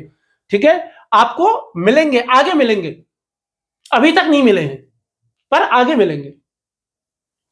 यानी कि इनसे अलावा भी कुछ कर्म है जिनका फल अभी आप भोग रहे हो। अच्छा, जो वर्तमान में हम कर्म जो कर रहे हैं उनका क्या हो रहा है? तो जो वर्तमान में जो हम काम कर रहे हैं वर्तमान कर्म क्या कहलाते हैं? संचयमान कर्म। जो वर्तमान में अभी हम जो कर्म कर रहे हैं उनको हम क्या कहते हैं? संचयमान कर्म कर रहे हैं, कहते हैं। इनका फल अभी नहीं मिलेगा। इनका फल कभी मिलेगा? इनका फल मिलेगा इनके बाद। ये क्या हो रहे हैं? धीरे धीरे एकत्रित हो रहे हैं, एकत्रित हो रहे हैं। वो कहते हैं ना कि भाई पाप का घड़ा फूट गया, आपके पाप कर्मों का, आपके पापों का घड़ा भर गया है, अब वो फूटेगा। तो कहने का मतलब वो ये कहना चाह रहा है कि आपने वर्तमान कर्म है वो एकत्रित हो रहे हैं, आपके इकट्ठे हो रहे हैं, और जब इकट्ठे हो जाएंगे तो किसमें बदल जाएंगे? ये संचित कर्म में बदल जाएंगे। और प्रारब्ध कर्म क्या है? प्रारब्ध कर्म वे कर्म हैं जिनका फल मिलना शुरू हो चुका है, जिनका फल मिलना शुरू हो चुका है।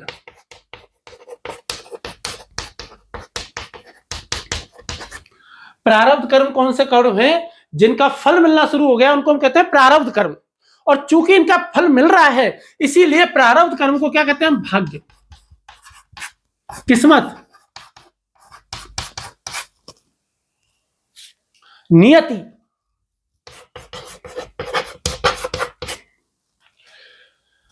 क्योंकि प्रारब्ध को बदलना, भाग्य को, किस्मत को, नियति को बदलना बहुत कठिन है। आपने बहुत सारे ऐसे लोग देखे होंगे, ये बात तो आपने सुनी होगी कि भाई भाग्य में होगा तो भाग के आएगा। बहुत सारे लोग आपने देखे होंगे कि उनको अचानक से बहुत सारा लाभ हो जाता है, अचानक से किसी को बहुत बड़ा झटका लग जाता है जीवन में। तो इनको हम क्या कह देते हैं? उनको कह देते हैं कि फल मिलना शुरू हो गया। संचित कर्म थे, इकट्ठे हो रहे थे, जैसे ही फल मिलना शुरू हुआ वो प्रारब्ध हो गया आपका। जैसे कोई भी व्यक्ति कितना अमीर है, गरीब घर में पैदा हो रहा है, जैसे कोई बहुत गरीब घर में पैदा हुआ और उसके पैदा होने के बाद वो घर ही अमीर हो गया। कहते हैं ना कि यार जब से मेरी पत्नी के कदम मेरे घर में पड़े हैं मेरी तो किस्मत ही बदल गई, जब से मेरी बेटी पैदा हुई तब से तो मेरा भाग्य ही बदल गया। तो बेसिकली वो बेटी का प्रारब्ध थे, उसका लाभ किसको हो रहा है? आपको भी हो रहा है, परिवार को भी हो रहा है। तो प्रारब्ध क्या है? आपके भूतकाल के कर्मों का परिणाम है। भूतकाल के कर्मों का क्या है? परिणाम है। तो कर्म कितने प्रकार के होते हैं ध्यान रखना। एक 3 प्रकार के भारतीय दर्शन में 3 प्रकार के कर्म होते हैं। पहला कर्म है संचित कर्म, ये इकट्ठे तो हो गए हैं लेकिन अभी इनका आपको फल मिलना शुरू नहीं हुआ है। वर्तमान में आप जो काम कर रहे हो उनको कहते हैं संचयमान कर्म, वो धीरे धीरे इकट्ठे होंगे। और जिनका फल आपको मिल रहा है अभी वो आपके कहलाता है प्रारब्ध, उसको कहते हैं भाग्य, उसको कहते हैं नियति, और किस्मत भी कह लो आप भले ही, हालांकि किस्मत हिंदी शब्द नहीं है। और प्रारब्ध जो है वो क्या है? हमारे पिछले जो कर्म है उनका फल मिल रहा है,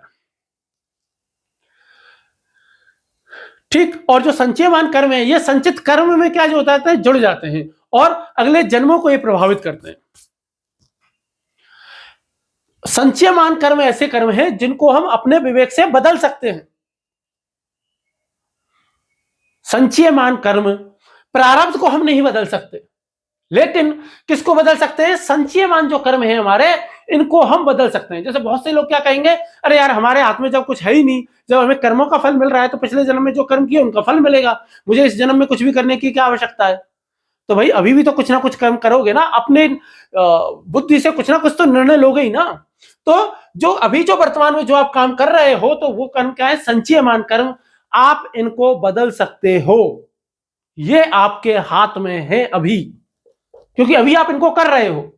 जब हाथ से निकल करके संचित कर्म में हो गए फिर आप कुछ नहीं कर पाओगे, और ये संचित कर्म ही किसमें बदलेंगे? फिर प्रारब्ध कर्मों में बदल जाएंगे, भाग्य में बदल जाएंगे।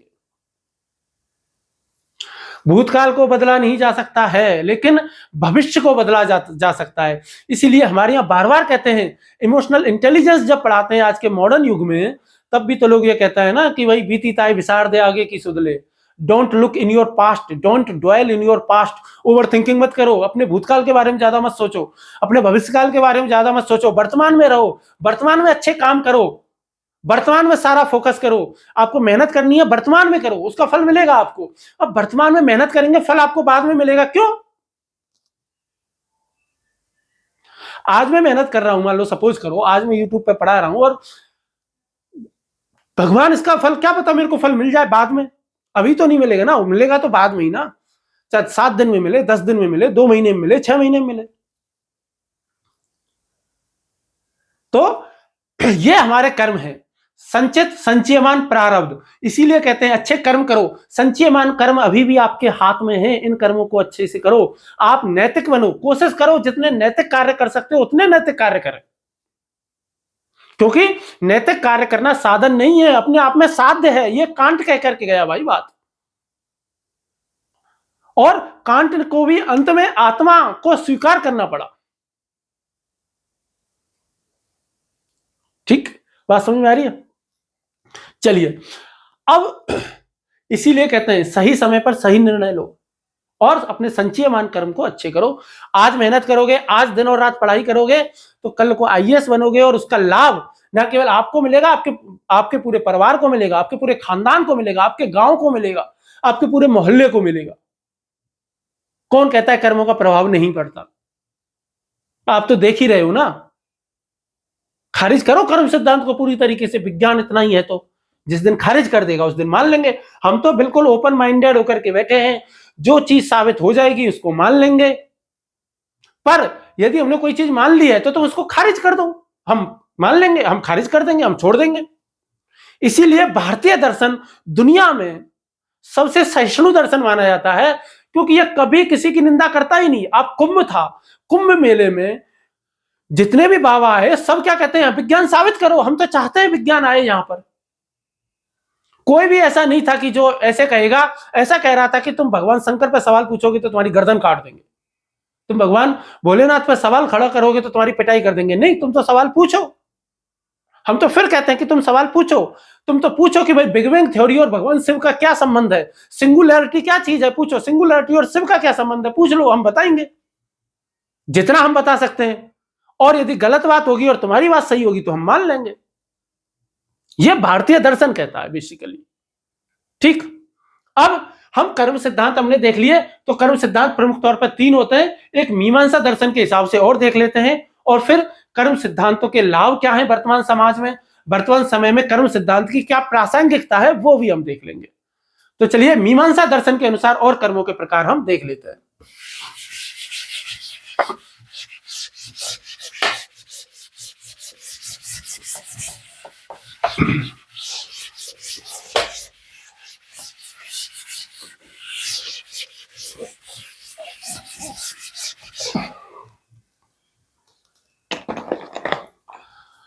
तो मीमांसा दर्शन के अनुसार, मीमांसा दर्शन के अनुसार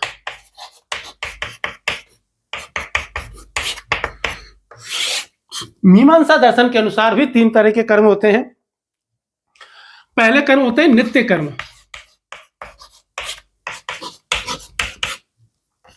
दूसरे होते हैं नैमित्तिक कर्म,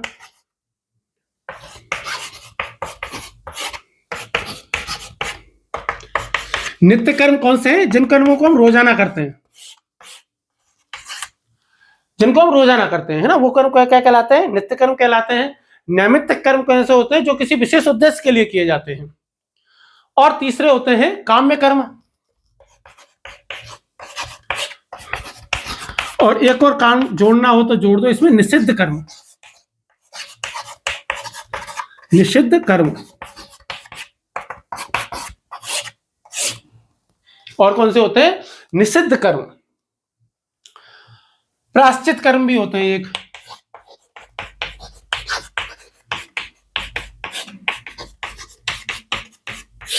चलिए, नित्य कर्म क्या होते हैं? दैनिक कार्य,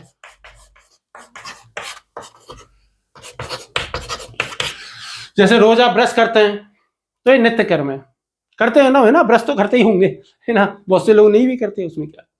और रोजाना नहा लेते हैं, ठीक है, अब तो गर्मियां भी आने लग गई हैं तो नहा ही लेते होंगे। तो नित्य कर्म तो ये है जिनको हम रोजाना करते हैं, खाना पीना, नहाना, सोना, ये सब नियमित रूप से किए जाने वाले कर्म। नैमित्तिक कर्म क्या है? किसी विशेष उद्देश्य के लिए, किसी विशेष उद्देश्य के लिए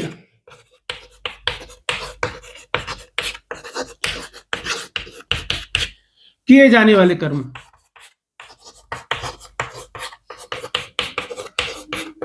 किसी विशेष उद्देश्य के लिए किए जाने वाले कर्म क्या कहलाते हैं? नैमित्तिक कर्म कहलाते हैं। जैसे आपको आईएएस बनना है तो उसके लिए अभी आपको क्या करनी होगी? बहुत ज्यादा पढ़ाई करनी होगी, बहुत ज्यादा तैयारी करनी होगी। इसी को हम क्या कहते हैं? नैमित्तिक कर्म हो गया ये।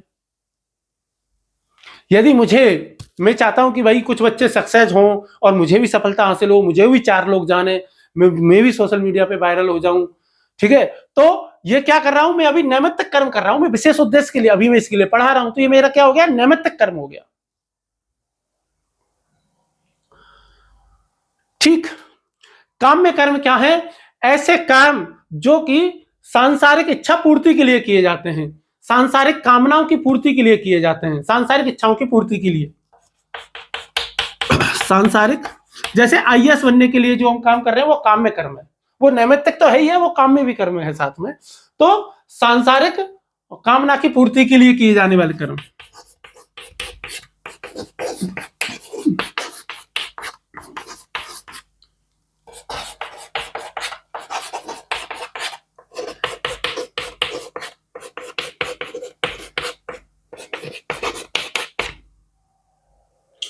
और फिर आते हैं निषिद्ध कर्म। निषिद्ध कर्म वे कर्म है जिनको करने की मनाही है, जिनको हम कहते हैं वर्जित कर्म।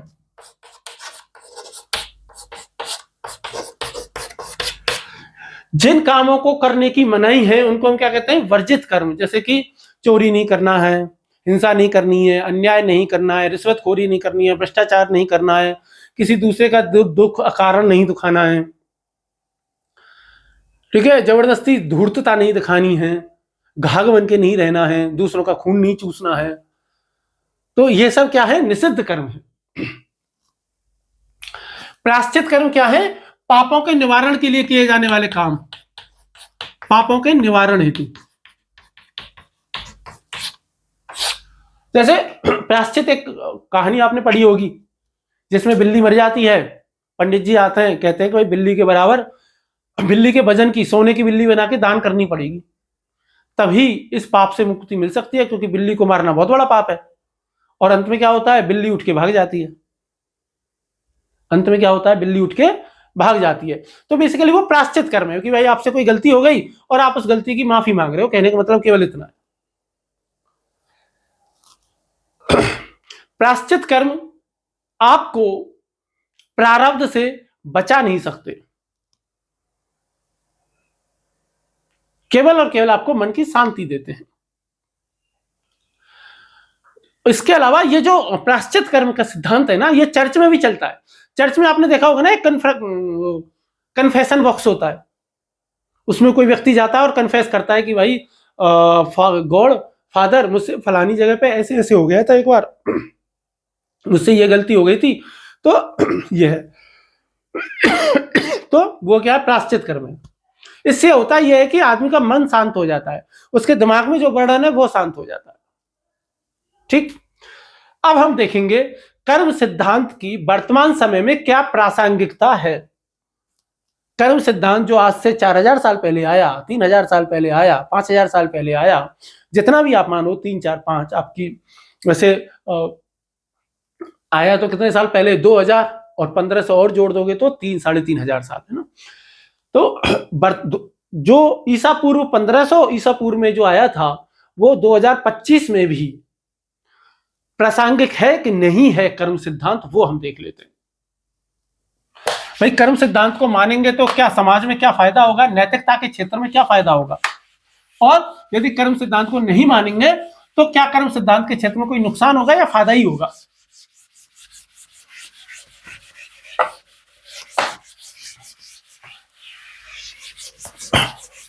एक तरीके से आप कह सकते हो कर्म सिद्धांत की मेरिट और डीमेरिट। मेरिट और डीमेरिट, मेरिट्स डीमेरिट्स।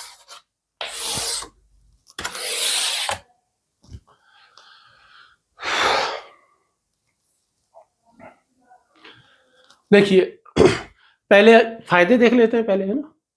अच्छे कर्म करोगे अच्छा फल मिलेगा। यदि अच्छा कर्म करने से अच्छा फल मिलता है तो इससे लोग कैसे रहते हैं? आशावादी। इससे लोग कैसे रहेंगे? नैतिक। वो अच्छे काम करेंगे क्योंकि अच्छे कर्मों का अच्छा फल मिलता है, बुरे कर्मों का बुरा फल मिलेगा। ठीक है, आशावादी बने रहते हैं कि नहीं भाई मैं कर्म कर रहा हूं तो मुझे फल मिलेगा, एक दिन जरूर अच्छा होगा। तो उसको अपने दुख से, निराशा से उबरने में मदद मिलती है।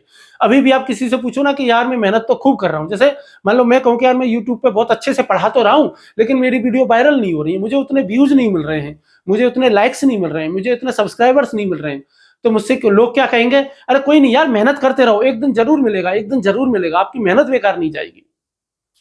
तो आशावादी बना रहते हैं। और नहीं तो क्या होगा? अरे यार कुछ फायदा ही नहीं है, छोड़ो ना यार, 5 वीडियो बनाएंगे और निराश हो जाएंगे।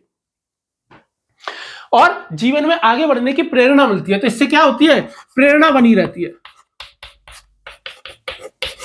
मोटिवेशन बना रहता है कि कोई बात नहीं है, अभी फल नहीं मिल रहा लेकिन फल मिलेगा जरूर, कोई बात नहीं, अभी नहीं मिल रहा, आगे मिलेगा। इसकी वजह से लोग नैतिक बने रहते हैं, लोग गलत कार्य नहीं करते। बहुत से लोग करते हैं, ऐसा नहीं है कि सभी, लेकिन फिर भी बहुत सारे ऐसे काम है जो कि करते समय आदमी डर तो जाता है, नहीं यार नहीं करते। यदि सोचो कर्म सिद्धांत होता ही नहीं, बिल्कुल जीरो ही होता, और हम कह देते कि भाई कर्म सिद्धांत फल सिद्धांत कुछ नहीं है, कुछ भी करो, ऐस करो, तो लोग तो खूब मर्डर करते, लोगों को मारते, जाने क्या क्या काट देते और जाने क्या क्या अनाचार कर देते। लेकिन नैतिक बने हुए हैं तो इसमें कर्म सिद्धांत का एक बहुत बड़ा योगदान है ना, कि अच्छे कर्म करोगे तो अच्छा फल मिलेगा, बुरे कर्म करोगे तो बुरा फल मिलेगा। नैतिक बने रहते हैं, वो मैंने आपको बता ही दिया। इससे लोगों में परोपकारिता का गुण आता है, परोपकारिता का गुण पैदा होता है, दानशीलता का दान करते हैं लोग इसकी वजह से। भाई अच्छे कर्म कर रहे हैं, दान करेंगे तो हमको भी, हमारे लिए भी कोई काम करेगा। तुम यदि किसी को पानी पिलाओगे, किसी प्यासे को पानी पिलाओगे तो तुम कभी प्यासे होंगे तो तुमको भी कोई पानी पिलाएगा। तो इससे क्या होता है? अच्छे कर्मों को बढ़ावा मिलता है, जीवन नैतिक बना रहता है। तो ये सारे के सारे काम अच्छे दिख रहे हैं। इमोशनल इंटेलिजेंस के जो लाभ हैं वो यहां पे भी दिख रहे हैं आपको। अब इसके नुकसान क्या है? एक नुकसान है कि व्यक्ति कैसा हो जाता है?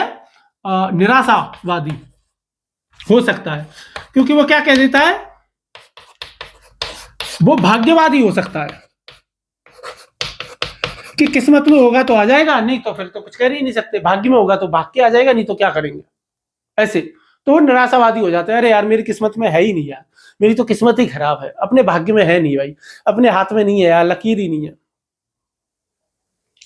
दूसरी बात, वैज्ञानिक सिद्धांत का कोई प्रमाण नहीं है तो बहुत सारे लोग इसको मानते भी नहीं है। पुनर्जन्म का कोई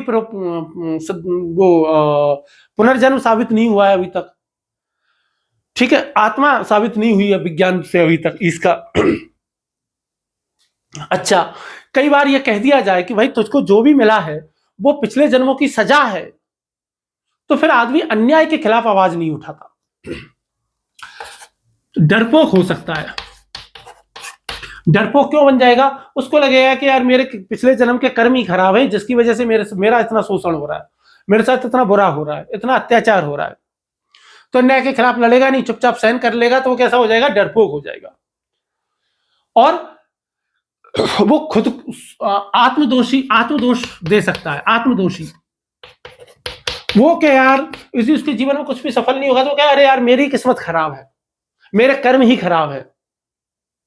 और इससे आत्मविश्वास पर उल्टा असर पड़ता है, मानसिक स्थिति पर खराब असर पड़ता है, इससे भाग्यवाद को बढ़ावा मिलता है, सामाजिक प्रगति में बाधा आती है, आर्थिक प्रगति में बाधा आती है, क्योंकि लोग कहेंगे अरे यार किस्मत में होगा तो मिल जाएगा, किस्मत में नहीं है तो नहीं मिलेगा, हम मेहनत क्यों करें यार, किस्मत में होगा तो पैसे वाले बन जाएंगे, किस्मत में होगा तो वीडियो वायरल हो जाएगी, मैं क्यों मेहनत करूं यार, छोड़ो ना। और अतार्किक विश्वास तो ये है ही, और इससे संवेदनहीनता आ सकती है। क्या आ सकती है? संवेदनहीनता, खासकर किसके प्रति? वंचितों के प्रति, जो बेचारे विकलांग हैं, जो बेचारे जन्म से ही अशक्त हैं, जन्म से ही बहुत ज्यादा बीमारी से ग्रसित थे तो लोग क्या कह देंगे, पिछले जन्मों का फल है तेरा, और क्या। कोई गरीब भीख मांगने आया और आपने क्या कह दिया, तेरे पिछले जन्म के कर्म खराब थे तभी तो तू भीख मांग रहा है, अच्छे कर्म किए होते तो काहे को भीख मांगता। भगवान तेरे को सजा दे रहा है, मैं क्यों भगवान के बीच में टांग अड़ाऊं, मैं तेरे को पैसे नहीं देता, मैं तेरी मदद नहीं करता। और डॉक्टर भी ये कह दे, तेरे पिछले कर्मों की सजा मिली है, जो तेरा एक्सीडेंट हुआ ही है, समझ में आई, मैं कुछ नहीं कर सकता भाई, भगवान नाराज हो जाएंगे कि भगवान के काम के बीच में टांग अड़ा रहा है। तो ऐसा लोग कर सकते हैं, हालांकि ये तर्क जो है वो फैलासी है, इनमें तर्क दोष है, लेकिन फिर भी बहुत से लोग कर्म सिद्धांत की वजह से ऐसे हो तो सकते ही है ना, इसमें क्या है। तो ये कर्म सिद्धांत के कुछ लाभ हैं, कुछ हानियां हैं, और ये आपका पूरा का पूरा क्या था, कर्म सिद्धांत था। कर्म सिद्धांत में आपको कोई भी प्रश्न, कोई भी सवाल, कोई भी डाउट, कोई भी क्वेश्चन है, प्लीज पूछिए। मैंने गीता को अभी तक जिक्र नहीं किया है, हल्का सा ही किया है। गीता को जब हम गीता पुस्तक पढ़ेंगे ना, वहीं गीता में जब कर्म सिद्धांत जिस तरीके से वर्णित है वहां हम इसकी चर्चा करेंगे, यहां नहीं कर रहे हैं।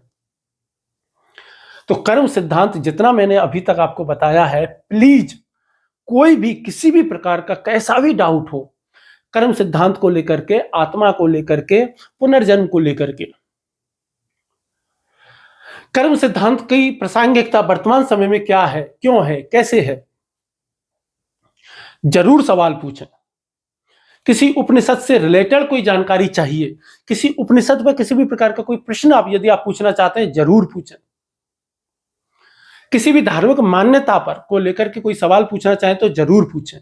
यदि आप चाहते हो कि भाई, यदि आप कोई अपने वैज्ञानिक, कोई अपने धार्मिक विश्वास की बात यदि कहो और आप ये कहो कि क्या विज्ञान में इससे मिलता जुलता कोई सिद्धांत है, कोई थ्योरी है, कोई अवधारणा है, तुलना करके बता सकते हो क्या आप, तो मैं पूरी कोशिश करूंगा आपको तुलना करके बताने की। साइकोलॉजी में उसको लेकर के क्या बात कही जाती है, समाजशास्त्र में उसको लेकर के क्या बात कही जाती है, साइंस उसको क्या बात करता है, फिजिक्स उसको लेकर के क्या बात कहती है, क्वांटम फिजिक्स क्या कहती है, और हमारा दर्शन क्या कहता है। किसी भी धर्म में समानता देखनी हो, असमानता देखनी हो, उसको लेकर के कोई भी सवाल हो, जरूर पूछें। किसी भी प्रकार का कोई भी सवाल प्लीज पूछें, थोड़ी सी कमेंट बॉक्स में डालें, पूछें, और आपको प्रत्येक सवाल का जवाब देने की मैं पूरी कोशिश करूंगा। और प्रत्येक सवाल का जवाब मैं दूंगा तथ्यों के आधार पर, तर्कों के आधार पर, प्रमाणों के आधार पर। मैं अपने मन से कुछ नहीं बताऊंगा। जो भी कुछ है, जो भारतीय दर्शन ने जो बताया है, विज्ञान ने अभी तक जितना बताया है, मनोविज्ञान ने जितना बताया है, किसी साइकोलॉजिस्ट ने बताया है, किसी फिलोसफर ने बताया है, उसके हिसाब से बताऊंगा। या उपनिषदों में कुछ लिखा हुआ है, वेदों में कुछ लिखा हुआ है, गीता में कुछ लिखा हुआ है, ब्रह्मसूत्र में कुछ लिखा हुआ है। कोई भी किसी भी प्रकार का सवाल पूछें और उसका जवाब देने की पूरी कोशिश करूंगा। सवाल जरूर पूछिए। चलिए तब फिर नेक्स्ट क्लास में मिलते हैं।